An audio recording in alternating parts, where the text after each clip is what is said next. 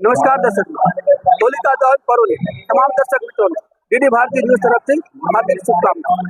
समस्त कोहिलवाड़ में आज होलिका दहन पर्व खूब सुंदर आयोजन કરવામાં આવ્યું। जो बात करिए तो भावनगर शहर पानवाड़ी विस्तार में वर्षों की परंपरा मुजब आ वर्षे पर कुमार मित्र मंडल द्वारा होलिका दहन खूब सुंदर और सुयोजित आयोजन કરવામાં આવ્યું। जो संपूर्ण अहवाल डीडी भारती न्यूज सोलंकी भावनगर गुजरात।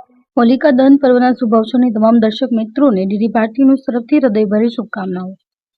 ભાવનગર શહેર તેમજ જિલ્લામાં હોલિકા દહન પર્વની અભૂતપૂર્વ ઉજવણી કરવામાં આવી। ભાવનગર શહેરના પાનવાડી ચોક વિસ્તારમાં કુમાર મિત્ર મંડળ દ્વારા આયોજિત હોલિકા દહન પર્વની જબરદસ્ત ઉજવણી કરવામાં આવી।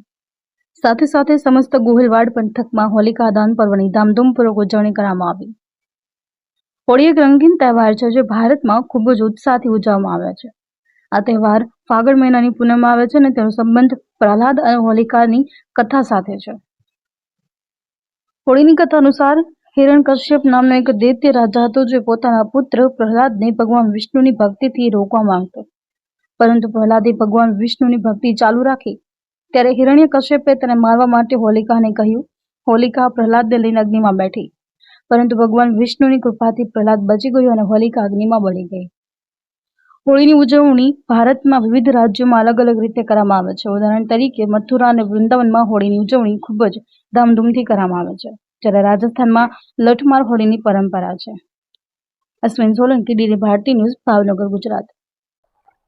કુમાર મિત્ર મંડળ દ્વારા વર્ષોથી આ વડવા પાનવાડી વિસ્તારની અંદર હોલિકા દહનના પર્વની ઉજવણી કરી રહ્યા છીએ, તેમજ આગામી દિવસોમાં દેવી ભાગવત સપ્તાહનું પણ આયોજન કરી રહ્યા છીએ અને વર્ષોથી હનુમાન જયંતિ હોય કે કોઈ પણ ધાર્મિક પ્રોગ્રામ હોય, વડવા વિસ્તારના તમામ લોકોનો અમને ખૂબ સાથ અને સહકાર મળ્યો છે।